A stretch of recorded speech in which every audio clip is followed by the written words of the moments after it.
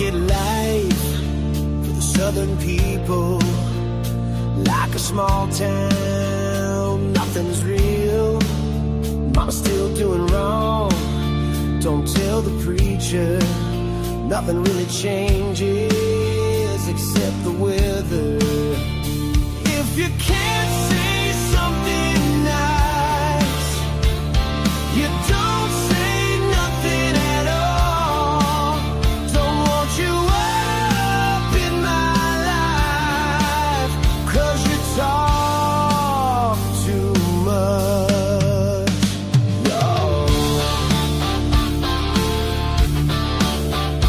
I could leave it all, I'm feeling low. Find myself on a brand new road. If you can't say something nice, you don't say nothing at all. Don't want you up in my life, 'cause you talk too much, y'all.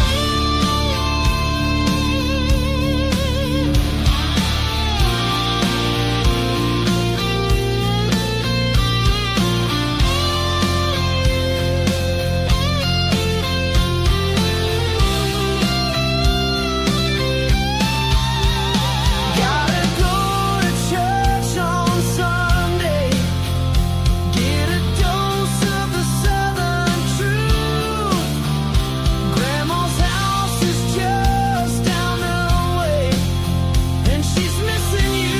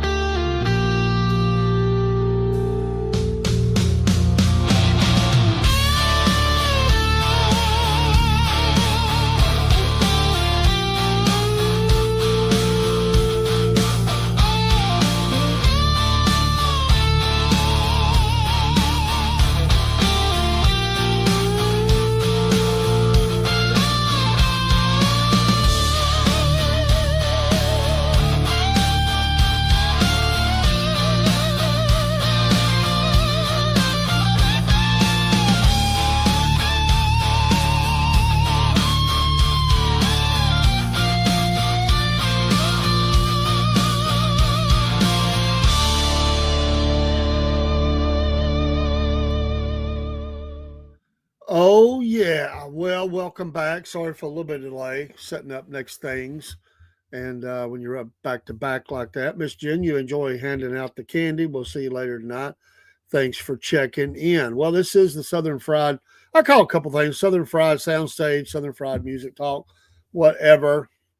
It doesn't matter. We're just having fun. And last week we started talking about by the way, Miss Jen, I'll be freezing in the morning because we got to see what the weather's like. We may have to go inside the coffee shop for our Saturday morning AM show there in the little hamlet of Ringo, Georgia. We've been sitting on the sidewalk. I'm game as long as it's not, 22. I think we'll be okay. But we like meet people. We drink coffee. But anyway, last week we started talking about the rock band Tesla. This is a show we're going to talk about bands. Next up is Def Leppard. These two are linked together very significantly. And that's why I booked them back to back. And two of my favorite bands, by the way. There were some things that we didn't really get to with Tesla last week. And just by way of talking about it, their first several albums were just a quick review, but their first several albums were, obviously very successful, big productions out of Sacramento, California. And they just killed it. Got on early tours, especially with Def Leppard, which is where I saw them and became a fairly instantaneous fan. It took me the first show. I didn't know who they were. I was a little put off by Jeff Keith at the time because he's really just an old country guy, but that's a farming area and stuff. But his look on stage for that first tour, I don't know. It gave me the wrong impression. I love the band, but I wasn't sure about him. But I warmed up to his singing and him very quickly, and he never wore that outfit again, and I'm so glad. It just It just wasn't good. But you know what? Maybe that's all he could afford. But he had this big old white shirt unbuttoned that hung way down with blue jeans and cowboy boots, and it just didn't work for me. I was like, who is this guy? But boy, they laid it down. We talked about Mechanical Resonance and the Great Radio Controversy, Psychotic Supper. We got up to, and I hate the title of the album, Bust a Nut. I hate that. Never liked that. Had some good selections on there. Still with Geffen at this point, but then, the band, really fell apart. Tommy left, come back. And then they went into a run where they had Into the Now, Forevermore, Simplicity. And I'll talk about two albums tonight that I didn't mention, and I kind of breezed through those three there, but I want to talk about a later one, and then I want to go back and really talk about the 1990 release of Five Man Acoustical Jam. So if you're familiar with Tesla, 5-member group, 2 guitar players, Tommy has not been with them for many years, although they remain on a friendly basis. Dave Rude is the second guitar player to Frank there in the band, and they're just really bring the guitars. It's a great sound. Their drummer has also changed. Another drummer, I think he's still listed with them, but he's kind of retired. I mean, he likes to do drum schools, and it's a toll it just takes on you. So, but the rest are original. Brian Wheat are there. But this was a great album, and I don't know where it kind of rests in some of the early albums when you're talking about when you're talking about it got very popular to do the acoustic set, and I don't know that they were the first ones to do that, but they were one of the very first. This album killed it, and they made a lot of money off of it, and it made a lot of people want to do that. And now a lot of bands do, and have for decades now. They'll have a little acoustic set where they'll rock it. Then they'll bring the chairs.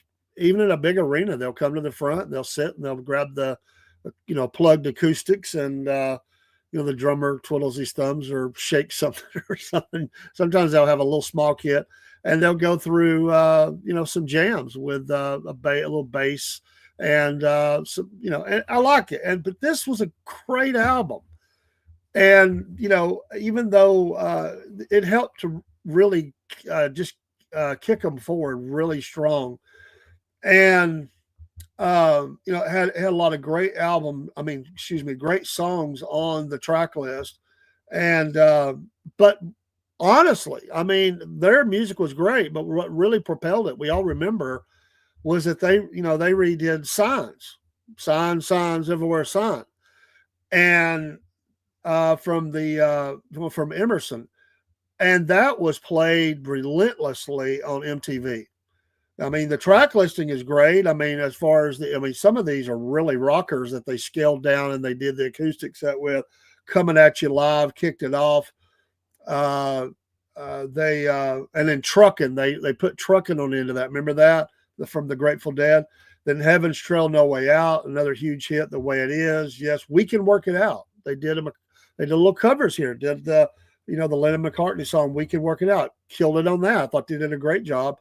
Then Signs, which was played and is still played on rock radios, your classic rock and everything. It is still well received and played. Getting Better, Before My Eyes, which was always one of my favorite songs, and it never got the due that it deserves. A very long song. I love it. It's kind of a haunting song to me, written by Frank Hannon, Keith Lucetta, and Skio.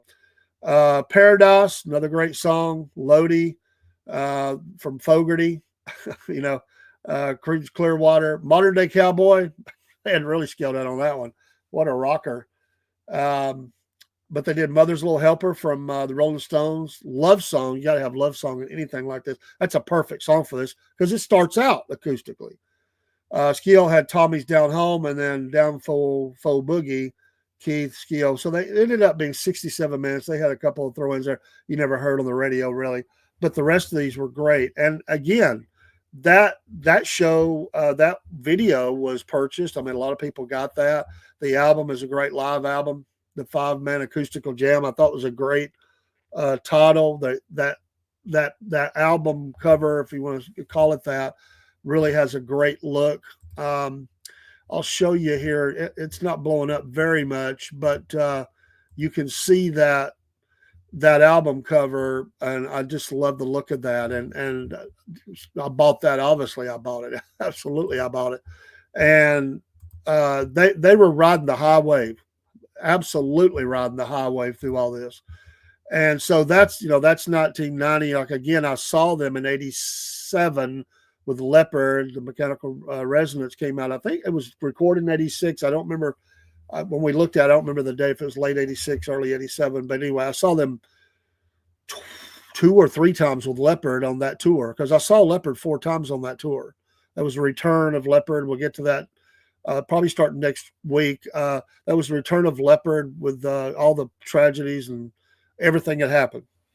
But they had a lot of bands they featured on all their tours, including Queens Rock was another band that I got introduced to. I wasn't familiar with Queens Rock. They had and a couple more, but they've always been friends. They remain friends, and it's just they don't step on each other. There's no ego, and I would be a bit surprised to see them join up again at some point. It's a good matchup music wise, and they all have. I mean, they're all fans. I mean, like I said, the first tour I seen with them, Frank Cannon's walking around with a Def Leppard sweatshirt on. I mean, and I was at the show in Knoxville, Tennessee at Thompson Bowling. But it was just a great album, and I really liked that. I don't like all live albums. Some live albums are not good to me, but this one being the acoustic, it offered some different things, new spins, and it was kind of the first. Like I said, that was just not something that was being done. But boy, have they done it since then. I mean, the whole MTV Unplugged series, all that stuff. You could go into all the different music channels. Everybody was doing something like that, and I think they had a big hand, and it was very successful for them. It was platinum in the U.S., gold in Canada. Like I said, it was a huge success. Reached number 12 in the U.S. That was his highest charting position. Now, I want to come back, and I don't have it in here. I don't think I have it. They went to London, before I go back and talk about this other album. They went to London in 2020, and they recorded the 5-Man London Jam at Abbey Road. And that's a good one too. I like that. And of course, the history there, Abbey Road, and they talked about it a lot. I bought that album. I bought it. I don't remember if I've downloaded. I bought it digitally, or see. I try to buy from the band. I try to support them, and some of these things don't pay off as much. I try to help them when I can. These bands, because that's what that's how they make their money. And plus, I like to have the different kind of copies. But I did buy the album, and I hadn't bought an album in a long time, and I've never unwrapped that album, and I never will. It's kind of just going to be put up on the wall. But great picture there, and I like it. Just kind of brought it full circle again, and they kind of did the same thing. They not exactly nothing like it. Of course, no crowd. It's just Abbey Road, and they're singing. And my understanding is they went there and just killed it. I mean, you only have so much time. I mean, these things are booked way in advance. It's expensive. You got to get in there. They don't play around. They're not going to put up with your pity parties, your tempers, whatever. They'll boot you. They don't care who you are. They command that kind of respect at Abbey Road, and bands go in there. It's like a shrine to them. And the fact they get to record there, and Leopard's done it too. I think they did some of their, which some people hated. Some of the, I think mixing might've been done on their, orchestra type album. I don't know. Some people don't like that stuff.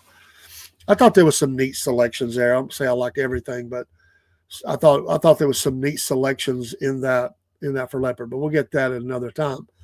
But I did love this, and I thought it did them well at the time. And like I said, they were riding the high wave. I mean, the high wave on this. Now, after, Into the Now, Forevermore, Simplicity, and they had Reel to Reel, which is a whole nother one. We may come back later time and talk about that. The last full album they did was Shock. and I was excited about it. And it is a big album. It has a lot of songs on it. It's uh, some people hated it. It's not real long, and some of the songs are not long, but 44 minutes. What's unique about it is they recorded it on tour with Leopard with Phil Collin as producer. Now that ticked a lot of people off because they felt like he used on some of the songs he used some tools, and again they were recording it in all backstage on the tour, and that was different for them. It allowed them to get an album out on the cheap and get it. But it's a great album. I like the album. But Young Shock, I mean that intro, the drum track, and all that, not good. Um, the album cover's okay. I mean, I think I liked it because I liked the tie-in. Uh, some people didn't like it; thought it looked a little cheesy. We'll show you that, but there it is. But I thought it was okay. It wasn't great. It did look a little bit like you didn't put a lot of graphics in it, but it still kind of holds true to that tradition of Tesla. But is it among their best? No, obviously not. It was released March 8th, 2019, and Shock was the single that was released to begin with, and that song has a lot of kick in it. And there are some good rockers on here that I really liked. And Phil Collins showed up in one of the videos they did, and I don't remember which song that was for, but anyway, um, in fact, Phil Collins gets songwriting credit on one, two, three, four, five, six, seven, eight. Well, everything that's on here, he does it as well as Rude, Wheat, Hannon, and Jeff Keith, obviously, and I think that's it. So they all they were the writers of the album. Track listing is kicked off with "You Won't Take Me Alive." The good song, I really like that song. Tastes Like, it's a pretty good song. Wasn't my favorite, but I liked it. We Can Rule the World, decent, good song. Shock, I like. Didn't like the intro myself. I thought it didn't fit Tesla, and that's where people got mad. It sounded very studio-ish. Colin had obviously worked with Mutt and Bells and Whistles and stuff, and that worked for them. And I love their stuff, but maybe it wasn't for them. And they heard it from the fans. They really did. And they'd still enjoy but they're not even going to do albums anymore. They release singles. Maybe will they ever? They're recording some now. Who knows? Maybe they will, but they won't ever do it like this again. Love is a Fire. Remember that California Summer Song? I really like that one. Forever Loving You, another good song. Tied to the Tracks. That was one of my favorites of everything on there, along with Shock. Afterlife, I Want Everything, and Comfort Zone. Clock's in at 44:27, and I mean it was played a lot. I bought the CD on this one, and I was at the time I was doing patrol on security as a second job, so I had to drive through the night, 12 hours. So they had a CD player. I bought it at that time, and it got played a lot. And it's a good album. Could they have done better? And probably would it have? They needed some of that gritty they had. A little too clean for the Tesla crowd. I get it because that's what Leopard does. They do every once in a while they'll scuff up a song, as I will say it that way. But it's a lot of studio. Very, they record all their stuff now through bots and stuff and send them together, engineer, and that's the way they do it. It's the way they've done their last album, and they're doing the new album this way as well for Leopard.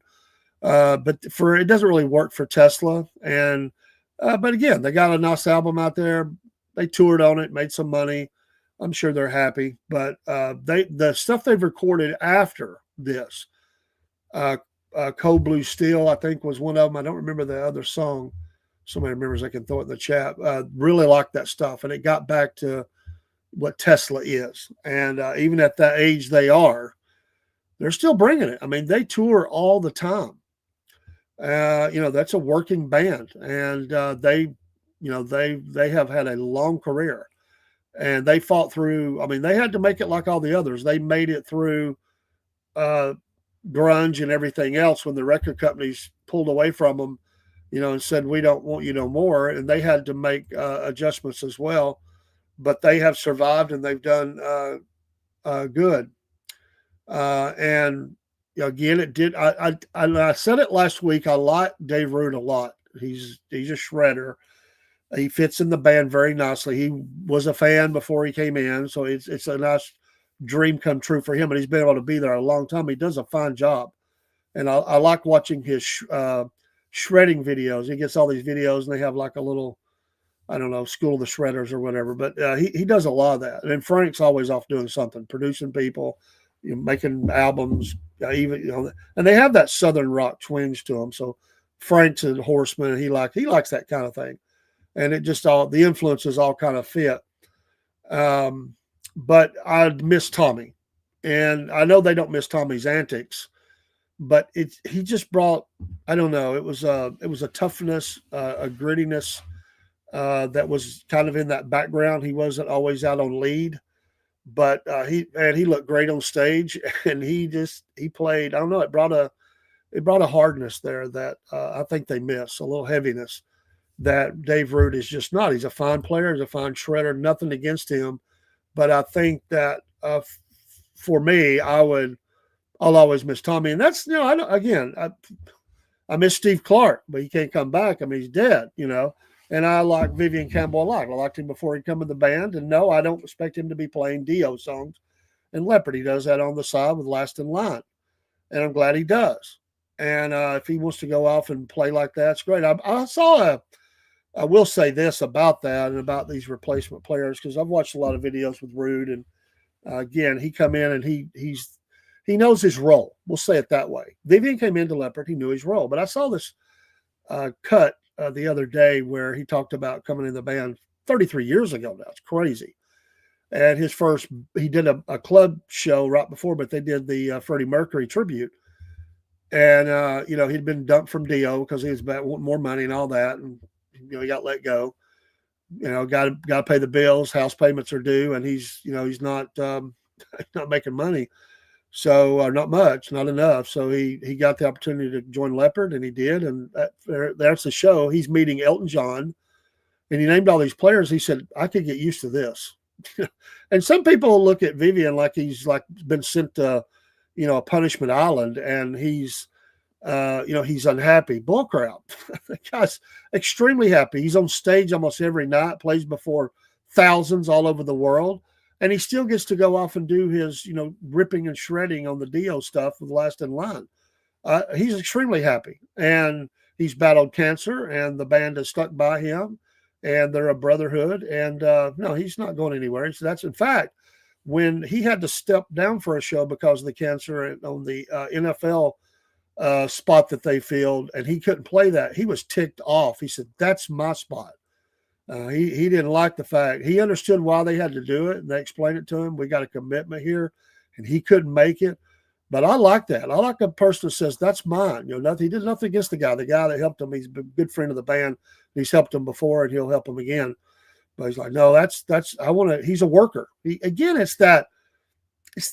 Leopard was from Sheffield, the steel town, gritty, dark. Well, so was Vivian, and they get that. That's that mentality. And I'm tying this back because Tesla it's a working band. They don't lay about. They stay busy.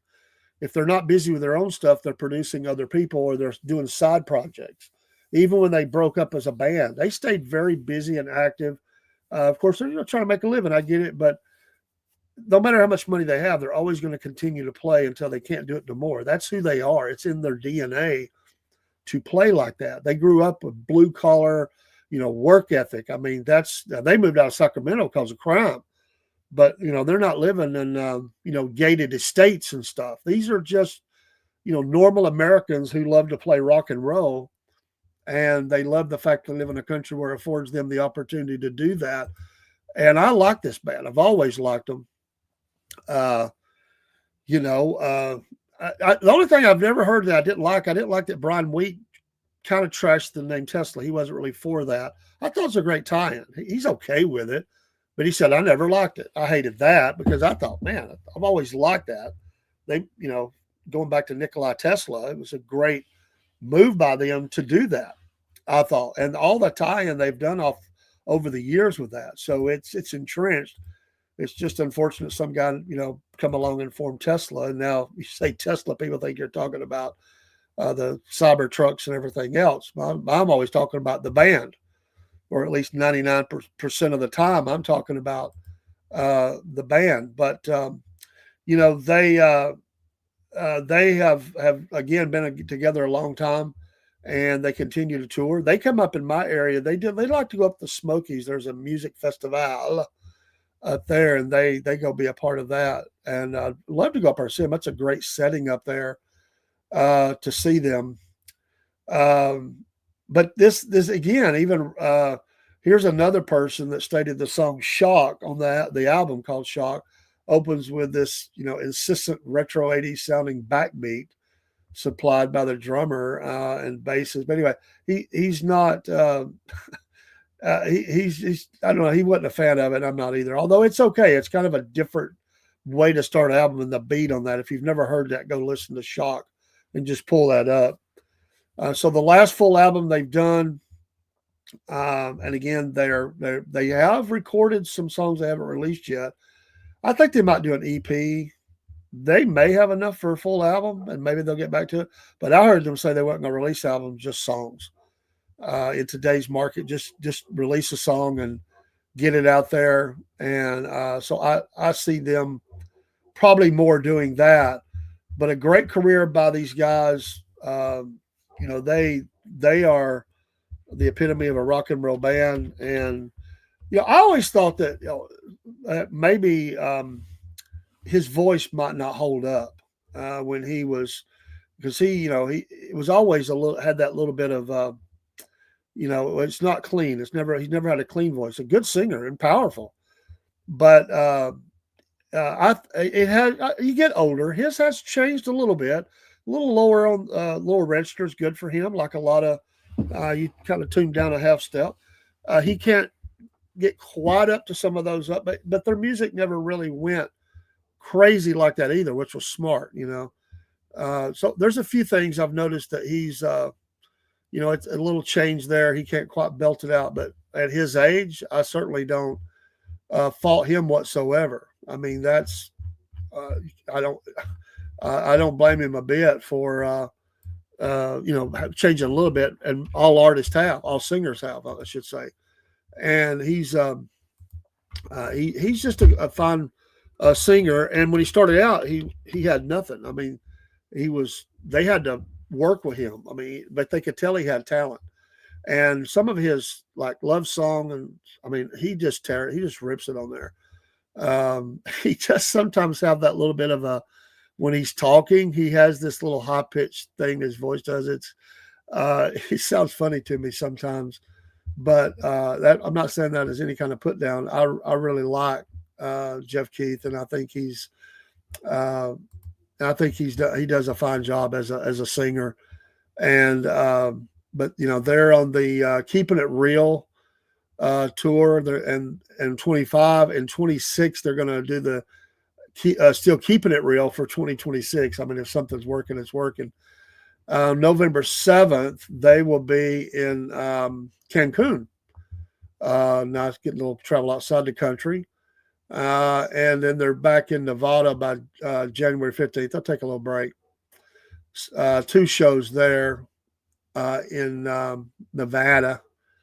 And then they move over to Pennsylvania, a little closer to me. They're going to spend some dates in New Jersey at the Hard Rock there. Back to Casino in Connecticut on January 30th. Going to New York, another casino. That's become a popular thing for a lot of bands. They're going to be in Pompano Beach, Florida on March 6th. I'm sure they'll fill in some other dates here. And Clearwater, Florida, making a little Florida run, St. Augustine. And that's all they've got listed for now. But that's not even in the spring. Well, it just begins getting closer to spring, and the spring, summer will be a big push for them. So, like I said, they keep going. There's several shows here, quite a few, and they'll keep on rocking it and get it out there. But yeah, I was just seeing if there was anything to announce here that. And again, all the guys, most of them are very involved with side projects. And what I really like about Frank Hannon is he helps a lot of bands. Red Voodoo is one. There's some others off the top of my head I can't think of them right now. he's helped a lot of those folks get exposure. He's helped produce. He's kind of mentor, paying back, and that's another thing that I think that I don't say they didn't have it already, but where Leopard has always tried to help bands, give them a leg up, and they want to do that. They've done that. I think Tesla's done that too, and I think Frank shows that in what he's done in trying to help these young artists get by. I mean, when you couldn't tour, they did a lot of it, over the internet. And I remember that's where I was introduced to Red Voodoo at a show that Frank organized, and there were three artists, I think. Britt Lightning from Vixen was there that night. She played on a song with Red Voodoo, a Van Halen rocker, and or a Sammy Hagar rocker, or both. They all played it. Britt Lightning was there, and oh my goodness, I can't think of that other player. He's really good. I can see his face. I can't think of his name, but that was a good show. It was one of those you paid $5 or something, and it was to help the artist and in California. And he he's been he flubbed. I said last week he flubbed Love Song, the beginning of it on the acoustic. He said 30 years I played that song, never flubbed it, and then I did. I think he was just probably nervous, wanting to do good for the guys. But you can see that and I wish Frank would get his podcast back. I mean, I really enjoyed that show, but he's just busy. It was supposed to be From the Road anyway, but I don't think he's done it in 2 years, 2 or 3 years now. I don't know if he'll get back to it or not, but I kind of think he'll come back to it. He had some interesting shows, and I used to run around listening to them before I was podcasting. That's one of the shows I listened to was his. It seemed like that came on Saturday nights or something like that.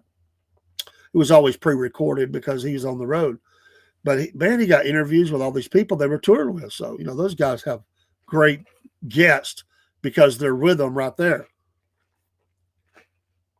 Best podcast for that is the cruises. You get all them bands on a cruise and you're able to interview all those people. They're all ready, to talk, and then fans alike. So you got no shortage of material, and then you can, play some of the video, the music or whatever, and get, permission to show that as well. So those that do the podcast there, they do very well. But catch Tesla if you catch them. Buy their albums if you don't know Tesla. Give them a look-see, and I don't think you'll be disappointed. Outside of the one album title, Bust a Nut, didn't care for that, and maybe that intro to Shock. I've not had much to really say that I've never really liked. I've liked everything they've done.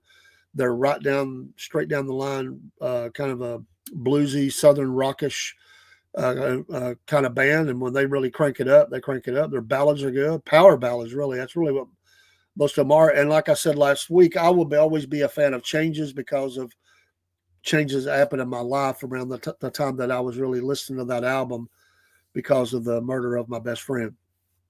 And that is still I cannot listen to that song without tears in my eyes. It's always, but it goes into a rock mode.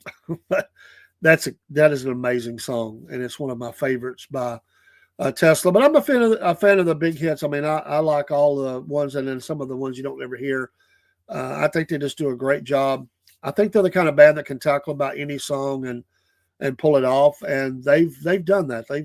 They've played some, recorded some music it's not easy, but they're able to pull it off. They're extremely talented. Frank Hannon he's a virtuoso on the guitar in his way. I love to watch him play. He's just straight on. I love his solos, and I love Coming at You Live because they have the dueling solos that are going back and forth in that song, and that song has a nice build to it, and that's always one of my top 3 songs is Coming at You Live. I like to hear the live version, so you hear all the the little back feeds and everything that you hear with the live feed with the guitars. That's my favorite.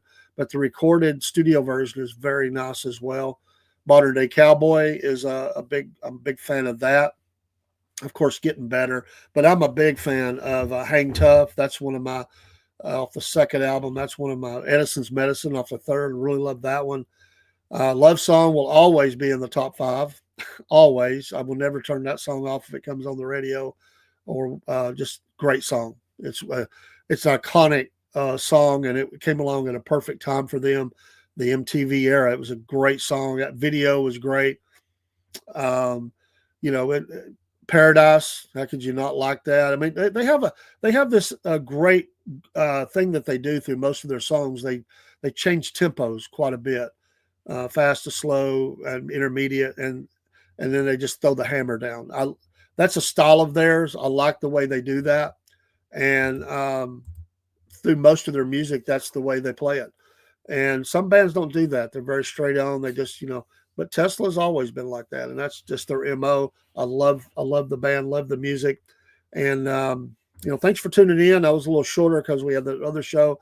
Next week we're going to venture to Def Leppard, the boys from Sheffield, and I became aware of Def Leppard around the age of 14, 15, I think it was, maybe a little earlier than that. But anyway, I have a history with them. I've saw them a number of times, 15 in all, and around different arenas, amphitheaters, big arenas, and I've always liked them. It's an amazing story, and of overcoming.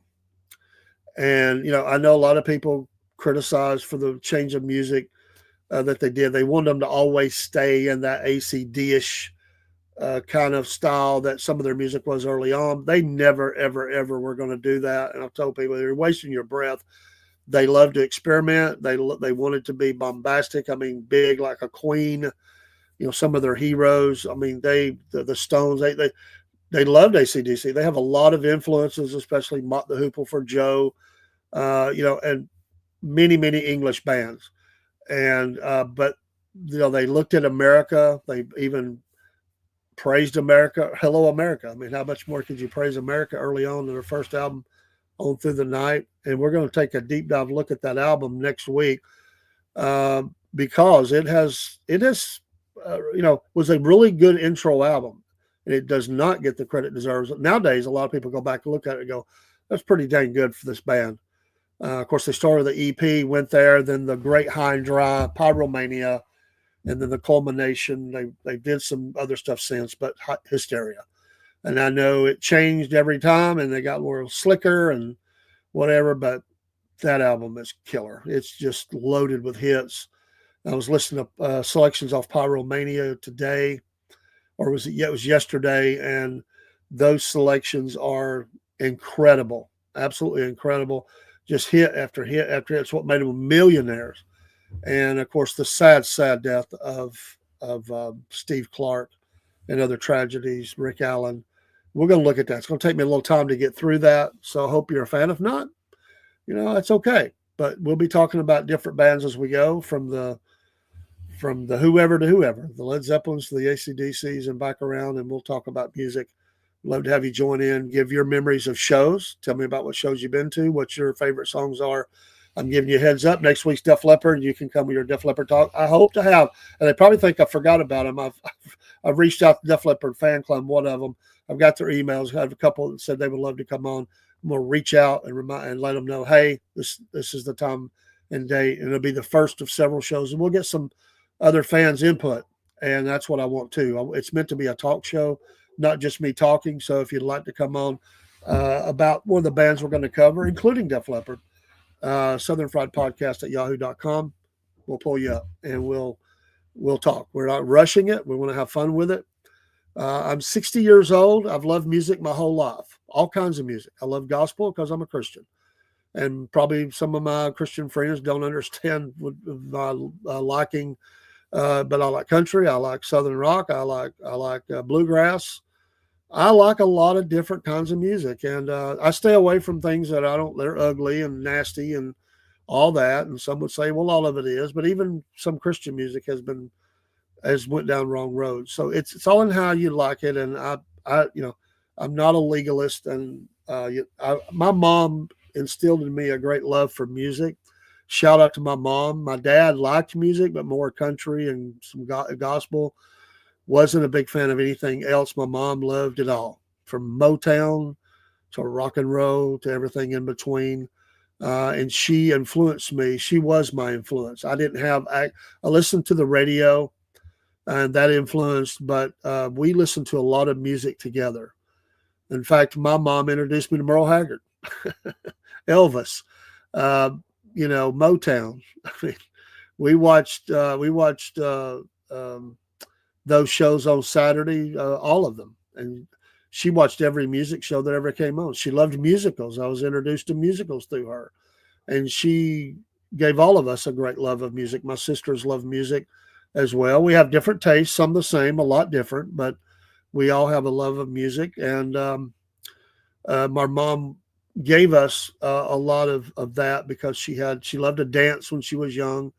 That was, she was a teenager in the 50s, all that sock hops and everything else. And mom's health took a turn, and there was a time where she couldn't get up and do that anymore, but she danced where she was.